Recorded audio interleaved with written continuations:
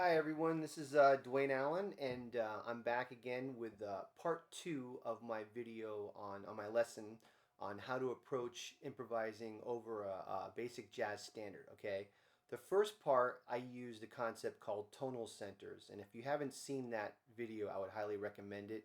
And I would make sure that you were good at that concept first before attempting this one. Okay. Just to sum up really quick, in the other video, I would take a tune in sections where it'd be like 4 bars of the chord progression would be in the key of G, and then 4 bars in the other chord progression would be in the key of E minor, and you kind of practice the song in sections like that. Okay, if you get good at that concept and you're comfortable with it, then I want you to try to move to this idea. Okay, and this is what we call augmentation. This is what I call. I'm sure some other people call it this, but basically, now we're going to approach improvising over each individual chord of the song. Okay. Now, one thing that advanced or even basic jazz musicians do well is when they're improvising over a tune, they really address the chord changes of the progression. So, of course, they're thinking melodically. Excuse me, melodically, and but they also can think about the chord tones of each individual chord, and that really outlines the chord changes very well. That's what a lot of jazz musicians call playing changes or whatever. Okay, so the challenge of being able to do that is that the chords are coming at you fast, and no matter what the tune is, and you have to be able to play the chord tones. Like for instance, the first chord is an A minor 7, the next chord is a D dominant 7. You have to know your A minor 7 arpeggio chord tones well. Then you have to know your D7 chord tones well. Then you have to know your G major 7 chord tones well. And they're coming at you one measure at a time. And that's pretty daunting task for someone who's new to improvising. So what I do is I teach people how to do an augmentation type of deal. So in the first video, we talked about how the chord progression for the first section, it goes A minor 7, D dominant, G major, C major 7, right? F sharp minor 7 flat 5, B7, E minor 7. Okay, now instead of doing the chord tones over each individual chord as written, in other words, one chord per bar, I'm going to augment it. So here's what I'm going to do. I'm going to take the chords that I just played for you, but I'm going to play each chord for 4 bars instead of doing it in the actual real time of the song. So for A minor 7, I'm going to play it for 4 bars. For D dominant 7, I'm going to play it for 4 bars. For G major 7, I'm going to play it for 4 bars, and so on.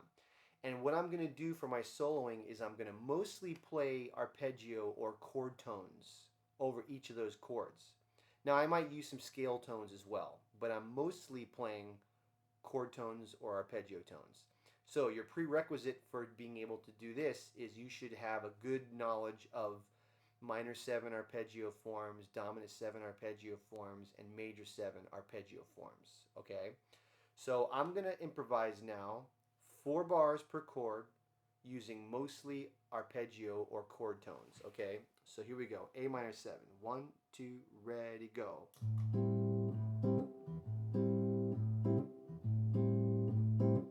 Now D7.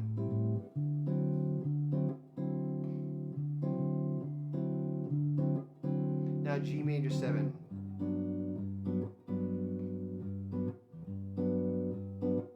Now C major 7. Okay, I'm going to loop it now. Now I'm going to play mostly chord tones of each chord.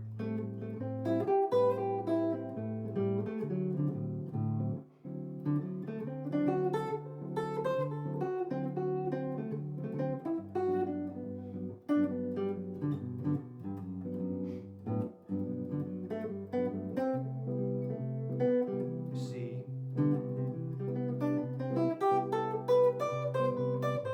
A minor 7.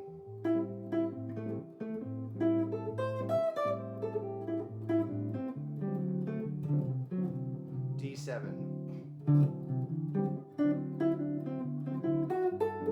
G major 7.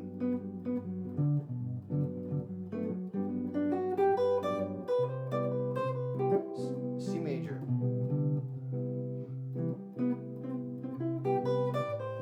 Okay, you see how I did that? Okay, so then you can do that over the B section. Let's try that over the B section. 1, 2, ready, go. Whoop, I have to start that again. Sorry about that. Let me erase the first section. Whoops. My looper's not cooperating with me. Come on. There we go.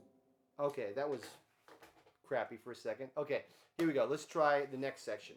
F sharp minor 7 flat 5. 1, 2, ready, go.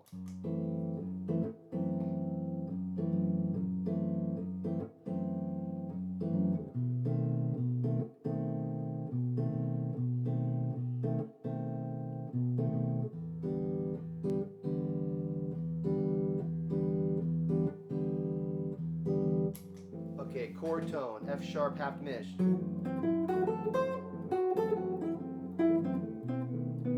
B7.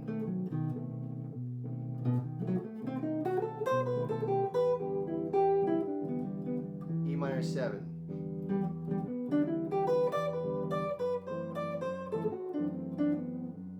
F sharp.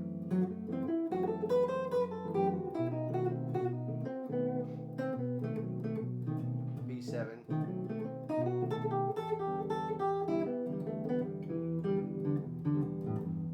Okay, you see what I'm doing there? So, I did the augmentation of all the different chords in the A section of Autumn Leaves. I did 4 bars per chord, okay? What that does is it gives you plenty of time to explore each chord, and then you're not switching chords really, really fast, that's the challenge of improvising over jazz chord changes, is the chords keep coming at you, okay? So by doing it, stretching it out like that, it gives you plenty of time to explore each chord type. Now, I will tell you, the biggest challenge for most students when they're trying to improvise like this usually is they don't know their arpeggios or scales that well. So they're hitting all kinds of weird notes that don't work, and they're just not the correct notes. So when you're doing something like this, you got to really know your guitar neck. You got to practice the arpeggios. I usually will tell people practice them thoroughly before you improvise over it. Then when you go to improvise, you don't have to think, because really the goal of this is to not have to think very much. Okay, now let's do it again. 2 bars per chord. So 2 bars per chord, and I'm going to do the whole the whole A section. 1, 2, ready, go.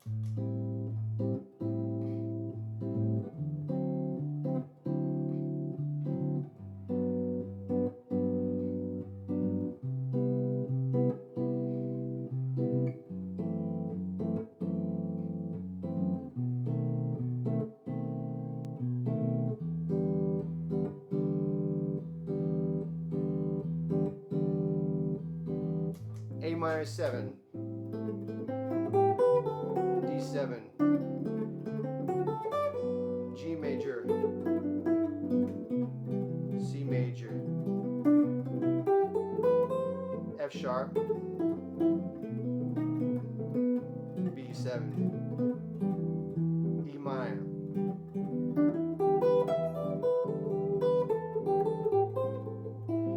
A, D, G, C, F sharp,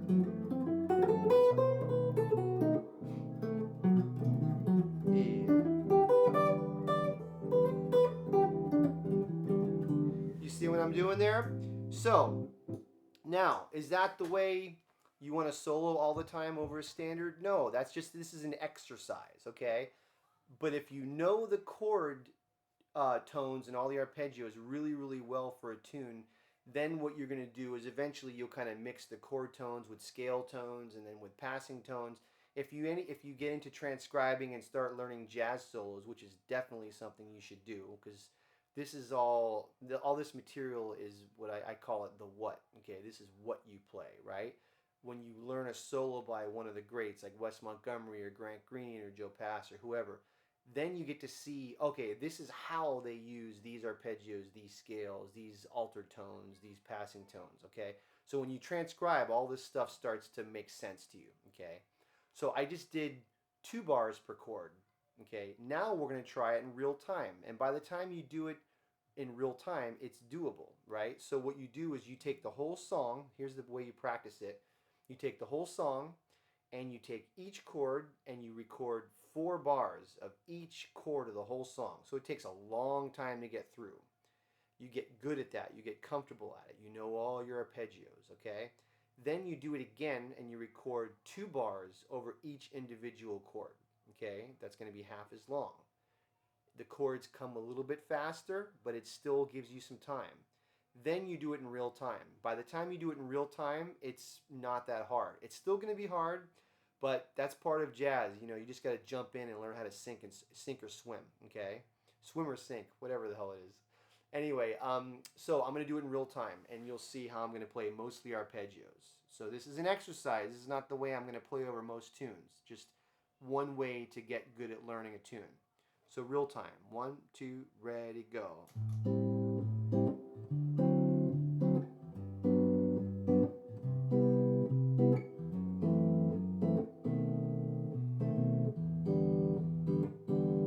Okay, here we go.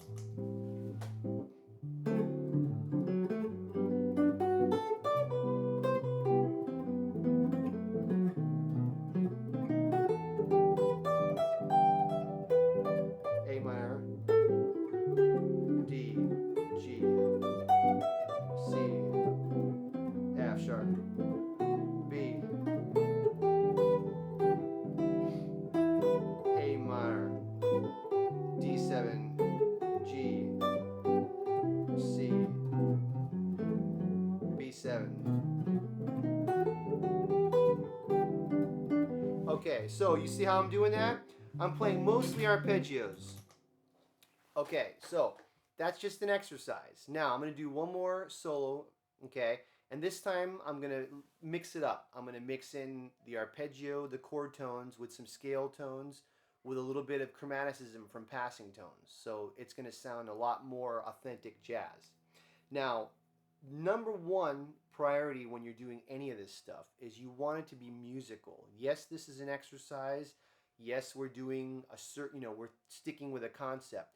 But the number one thing you should always be thinking about is, am I grooving? Am I swinging? Okay. And you want to be as musical as possible. Hopefully, I was being musical when I was playing these exercises. I was trying to make it groove and swing, and I was trying to make musical sense. Okay.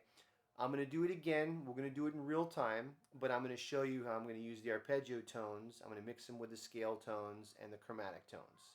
Here we go.